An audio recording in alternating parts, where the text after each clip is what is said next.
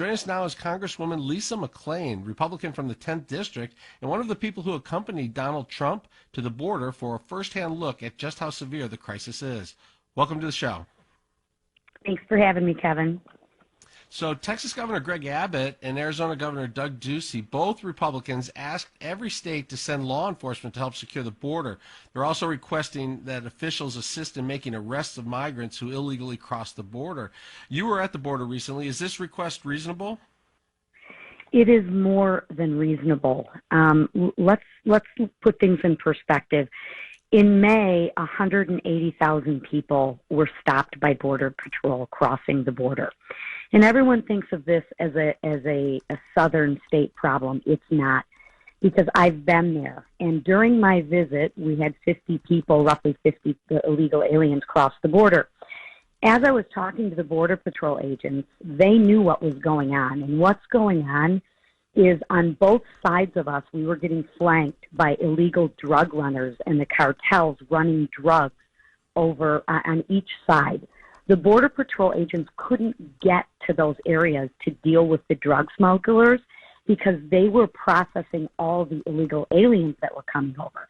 Those drugs, fentanyl, heroin, cocaine, those drugs aren't staying in the southern border states. They're coming to our state. We need to send them help, or we're going to have an even worse of an opioid and drug crisis in our state than we have now. Yes, immigration activists claim that Republicans are conducting an insurrection by sending law enforcement and National Guard to the border. What's your response to comments like that? I'm pausing before I tell you my real comment. Here's the thing that doesn't make sense. Then why did they send 1,000? Remember, our governor sent 1,000 National Guard troops to protect 435 congressmen and women. 1,000 from the state of Michigan she sent to D.C. for how many weeks? Months. Well, why are we more important than the people at the southern border? I don't think we are. So they need help. Listen, I've been down there. I've talked to the Border Patrol agents. They're overwhelmed.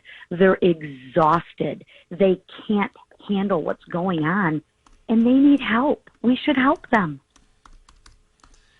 And you were down there. What are some of the things you saw, and why is it so important for all of us to be paying attention to what's happening at the border?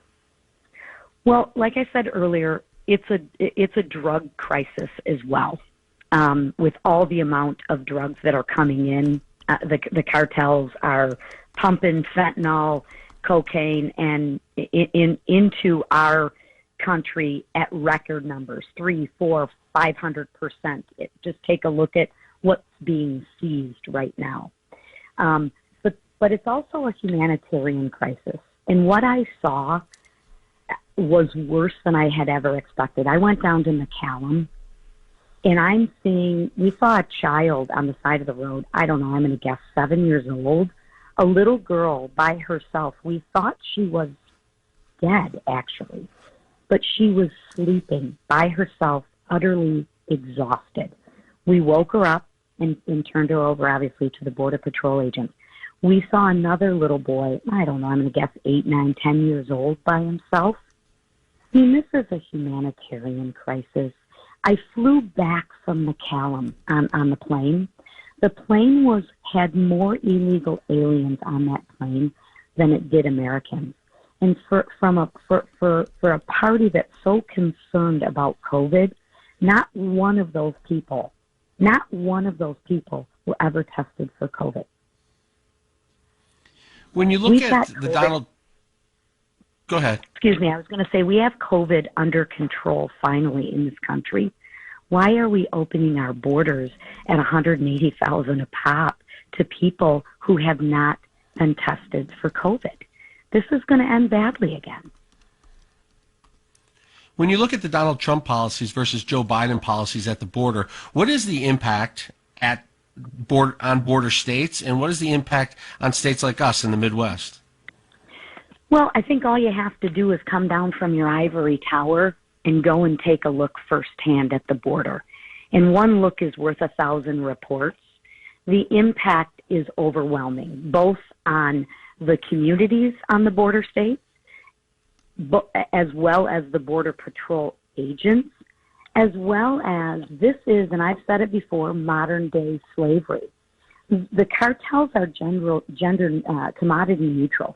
They don't care what they're smuggling, whether it's drugs, people, or guns. And right now, the hot commodity is people. And like I said, they're recycling these children. So if you have a child and you cross the border, you're granted immediate asylum. Well, what do you think the cartels are doing? They're going to the people who are paying $7,000 a person to smuggle their families over. And again, you can't get to the United States. You cannot cross the border unless you pay the cartels. Period. End of conversation. And what the cartels do is they go over those families after they've been abused and raped, and they recycle the children. They say, give me my $7,000. The family says, I don't have it. They said, fine, I'm taking your child to help smuggle another family across the border. This is a crisis, a humanitarian crisis, a drug crisis, and it's coming to a town near you. I mean, we already have people up at Albion in our facility up here in Albion.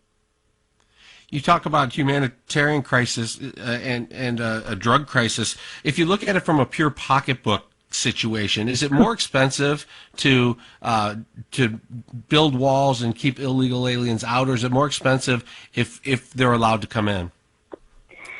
Well, I think if we do immigration and we do immigration legally, it's a lot cheaper. And all I would ask you is to look at the facts. So forget about the opinions. So I talked to the department, the Secretary of Labor, and the Secretary of Health and Human Services, and I asked him, do we have a border crisis? He said no. I said, do we have a pandemic? Oh, yes. So we have a healthcare crisis, right? Yep, we do. Then can you explain to me why you transferred $2 billion from COVID relief funds and our stockpile funds, which is a crisis, pandemic, COVID, and diverted that $2 billion to a non-crisis at the border? All you have to do, Kevin, is follow the money.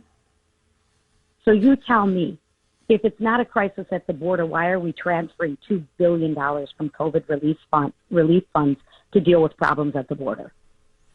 Only 33% of American adults approve of Joe Biden's handling of the border crisis. 51% think the president is not handling it well, according to a new poll. Lisa McClain, Congresswoman from the 10th District, thank you so much for your time this morning. We appreciate it. Thank you. Have a nice day.